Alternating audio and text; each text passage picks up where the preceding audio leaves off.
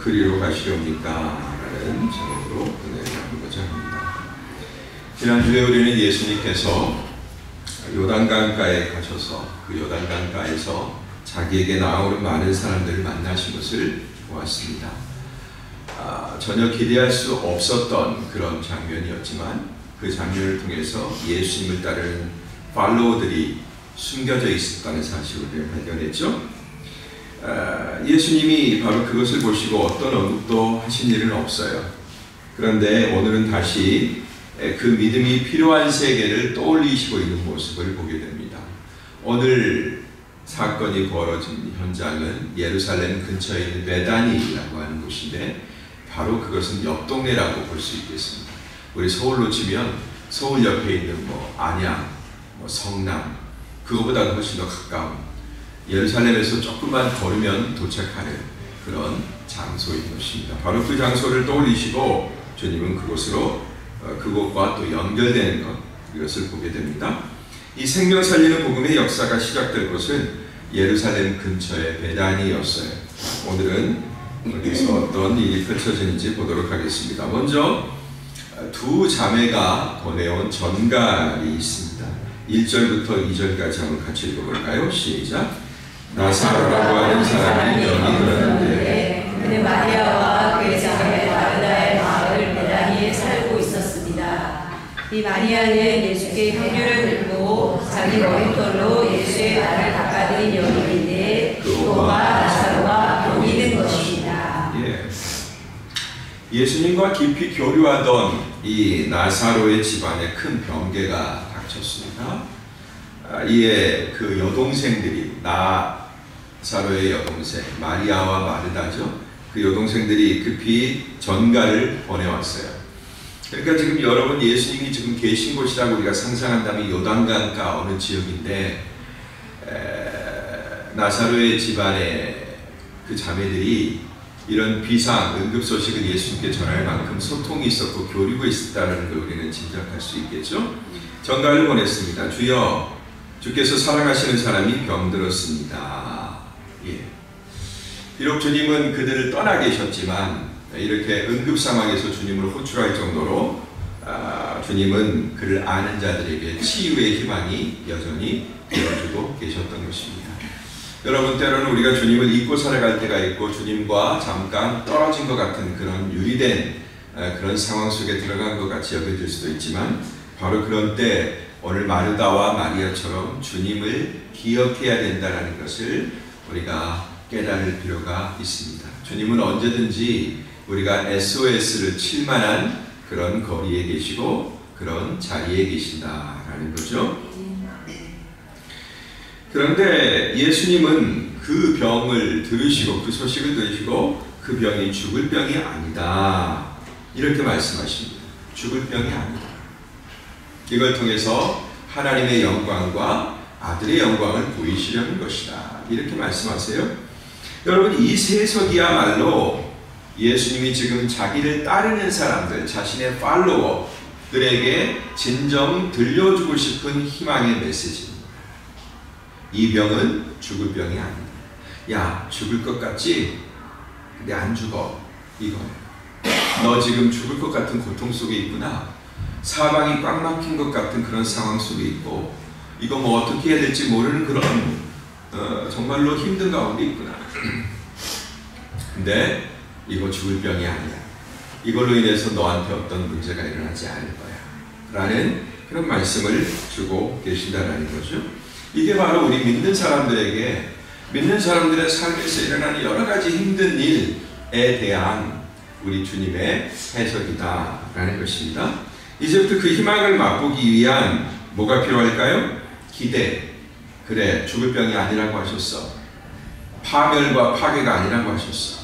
그러면 뭔가가 분명히 일어날 거야 라는 그런 기대가 있다면 분명히 거기에는 대기하는 시간 그 기대가 이루어지는 그때까지 대기하는 그런 인내의 시간이 필요하다라는 것입니다.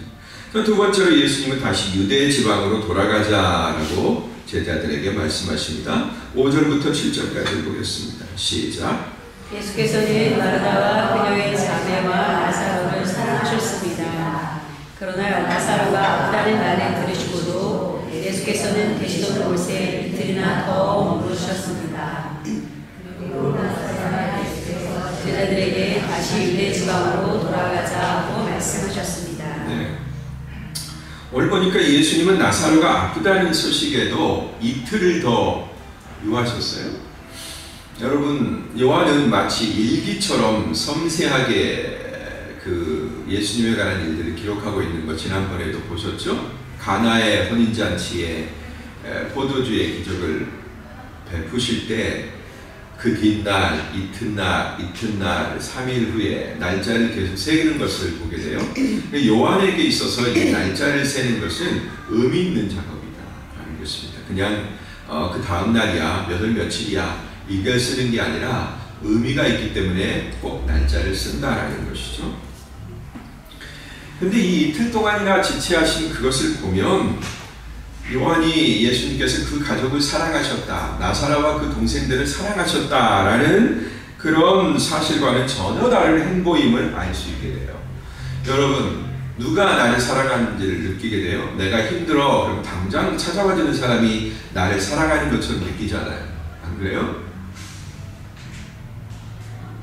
최근에 제가 지난주에도 그런 사랑을 느꼈어요. 제가 좀 아파 보이니까 우리 귀한 선교사님들이 목사님 왜 그래요? 빨리 나오세요. 그리고 맛있는 밥을 사주시더라고요. 야, 그래도 목사 옆에는 선교사밖에 없구나. 성도보다 더 낫구나. 제가 이런 생각을 했어요.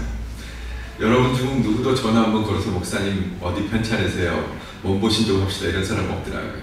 근데 우리 선교사님들이 불러주셔서 제가 만난 식사를 했습니다. 농담이고요.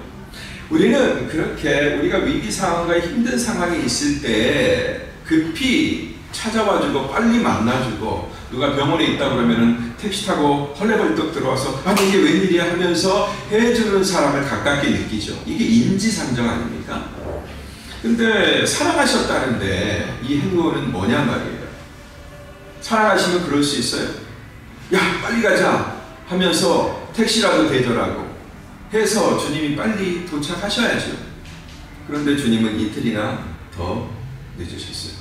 뭔가 다른 이유가 있을 텐데, 주님이 그들을 사랑하셨다라는 말은 거짓말이 아닐 텐데, 그래도 뭔가 다른 일이 있을 텐데, 일이란 뭔가 바쁜 일이 있어야 되는데 그렇다고 다른 바쁜 일이 있었던 것 같지도 않아요? 아무런 기록이 없어요. 그죠? 도대체 왜 그러신 걸까?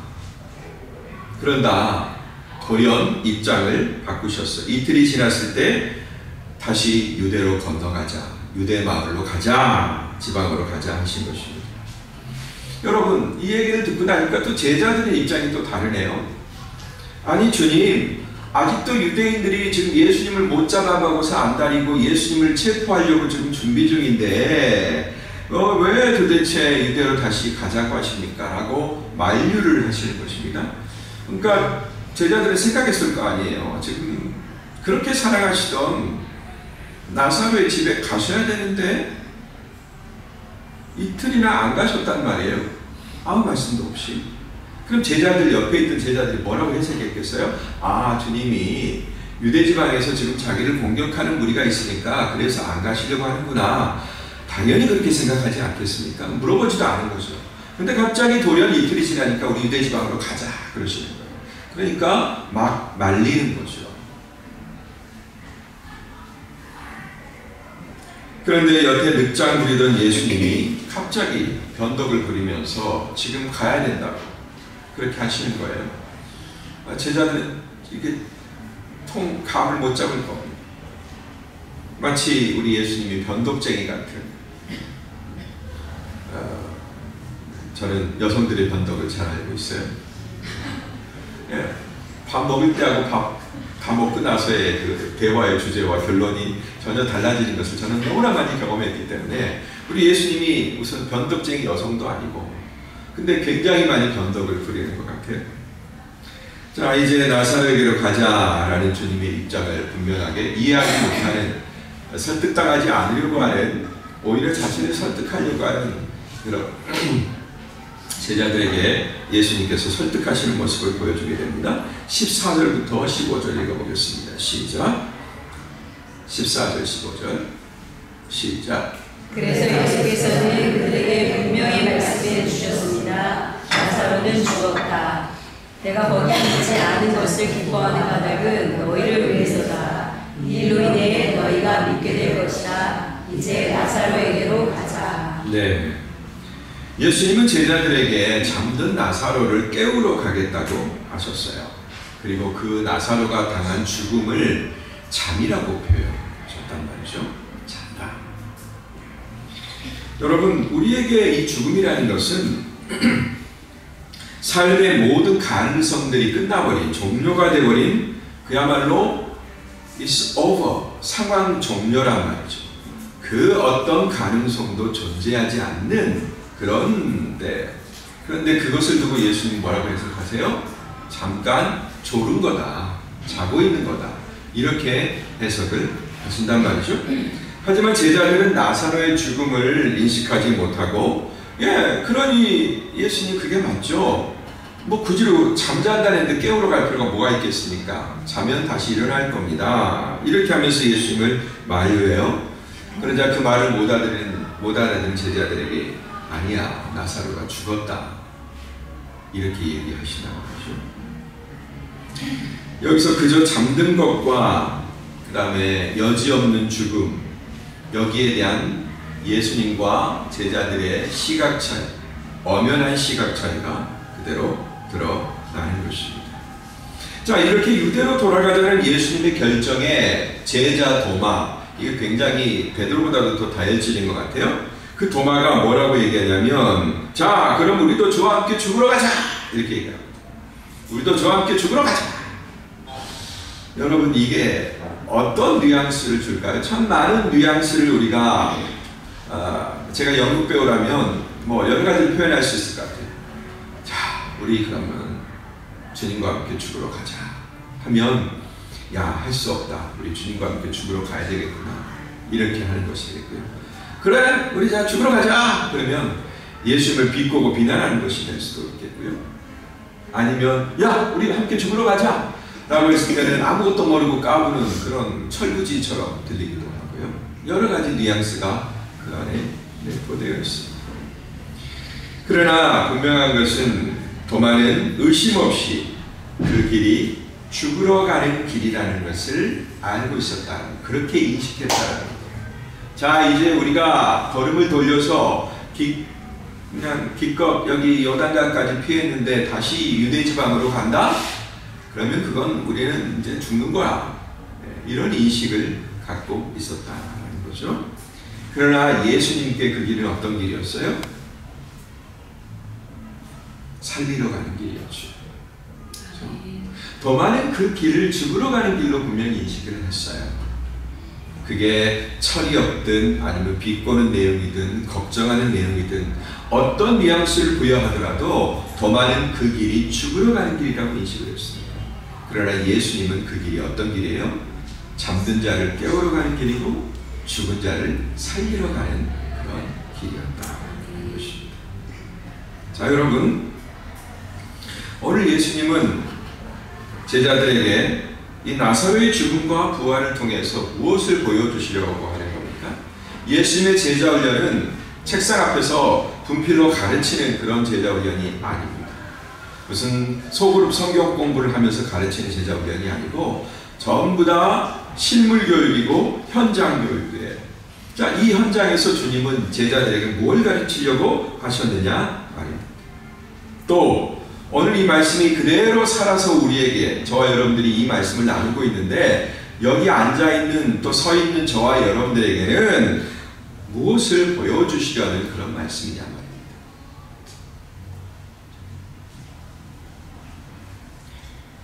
그것은 바로 예수님이 직접 언급하신 대로 마침내 죽음에서 살리시는 하나님의 영광, 그리고 그 죽음을 이기시는 자신의 권세와 영광이었다라는 것입니다. 이걸 보여주는 거예요.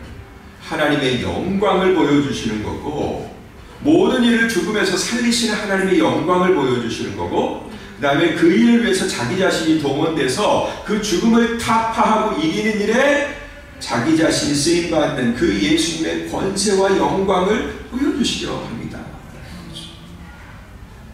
이 위력은 비단 나사로뿐만 아니라 주를 믿는 모든 이에게 제한이 없는 것입니다. 이 말씀을 우리가 연속해서 그 연장선상에서 우리가 받고 있다는 것이 바로 그 증거예요. 모든 인류에게 미치게 될 하나님의 영광. 나사로가 지금 그 모델이 되어서 보여주고 있지만, 그리고 그 나사로가 곧 죽음을 죽이실 예수 그리스도의 모형으로서 지금 먼저 소개되고 있지만, 이걸로 인해서 우리는 하나님의 영광을 보는 것입니다. 장래의 온 인류에게 오늘날까지 앞으로의 모든 시간에 미치게 될 하나님의 영광을 보게 되는 것이다. 깊이 잠든 자를 깨우시는 이 구원의 여정이 지금 베다니 마을로부터 온 세상에 전개되고 있는 것입니다. 여기 있는 우리들 모두는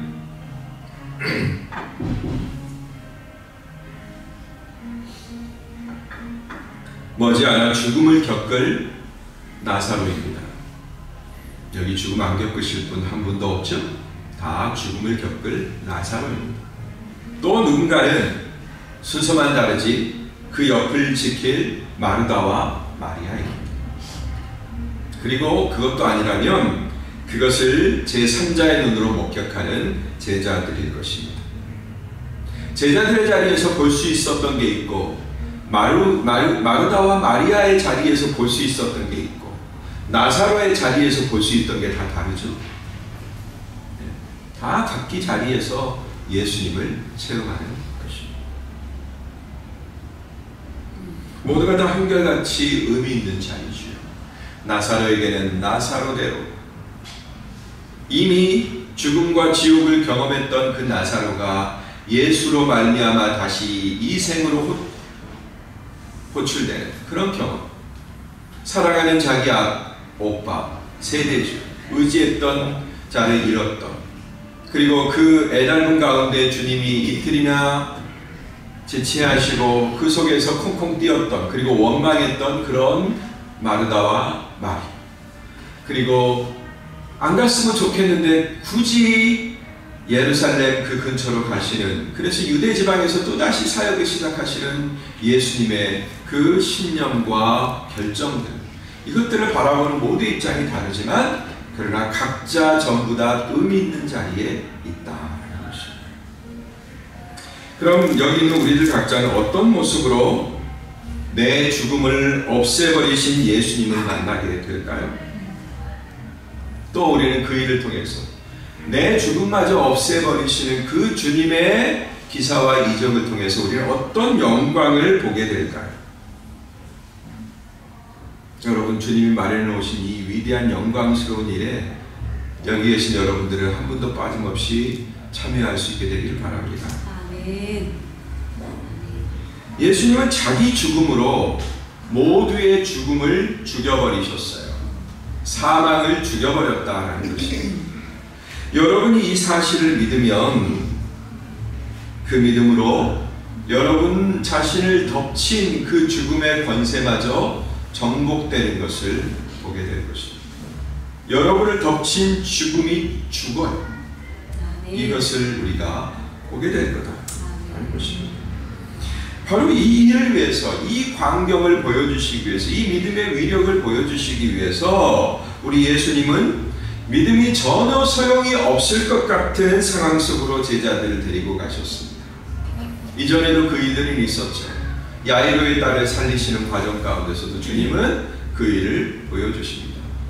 여러분, 우리가 당하는 모든 환경들, 극한 상황들은 믿음이 별로 필요 없을 것 같은 상황이에요. 물론 믿음의 수준에 따라서 좀 다르긴 하지만 그때 막 믿음을 떠올리면서 자기에게 임한 그 극한 상황을 뚝심 있게, 신념 있게, 안심하는 모습으로 이겨내는 사람을 저는 글쎄요, 한 번이나 봤을까 말을까 본 기억이 없는 것 같아요. 본 기억이 없는 것 같아요. 모두가 다 그때가 되면 당황하고 걱정하고 울고 불고 얼굴색이 안 좋고 이리저리 뛰고 도움을 찾아다니고 그런 모습만 봤지, 안심하면서 기뻐하면서 주님이 이루실 그 일들을 기대하고 소망하는 그런 모습을 그렇게 교회 오래 다녔는데도요, 그렇게 많이 구경했는데도요, 제 기억으로는 아직까지 한 번도, 물론 그 중에는 저도 끼어 있습니다. 저도 제 안에서 그렇게 안심하는 모습을 본 적이 없습니다.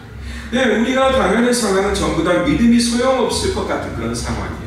그런데 예수님은 그 상황 속으로 제자들을 데리고 가신단 말이에요. 그럴 필요가 없는 상황 속으로도 데리고 가십니다. 신랄 같은 숨이라도 붙어 있어야 뭐라도 해볼 수 있고 믿음이 소용이 있을 것 같은데, 믿음을 사용해 볼 만할 것 같은데,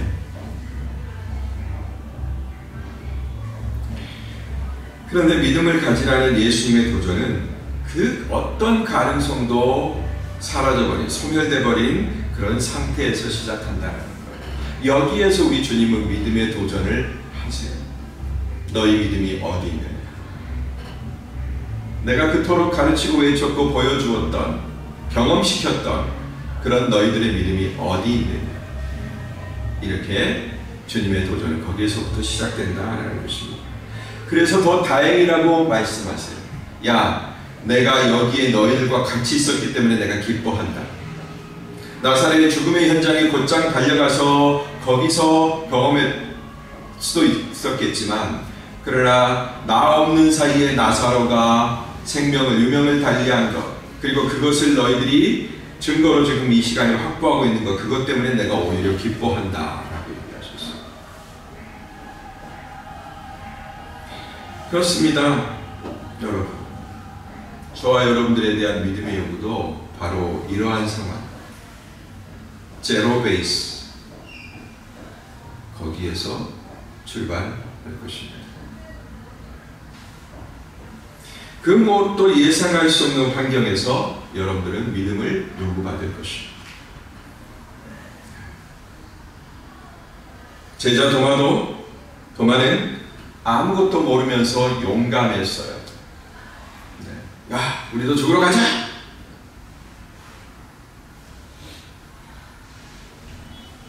오히려 그 죽음이 어떤 죽음인지 알았다면 도마는 조금 더 신중하거나 비겁했을 것입니다. 그러나 여러분, 제로 베이스에서 요구받는 그 믿음의 상황, 바로 그 상황을 여러분들은 이미 알고 계십니다. 알고 계시면서도 그 일에 반응하고 달려가서 기어이 주님으로부터 합격증을 받아내는 여러분들 되시기를 주님으로 축복합니다. 기도하겠습니다.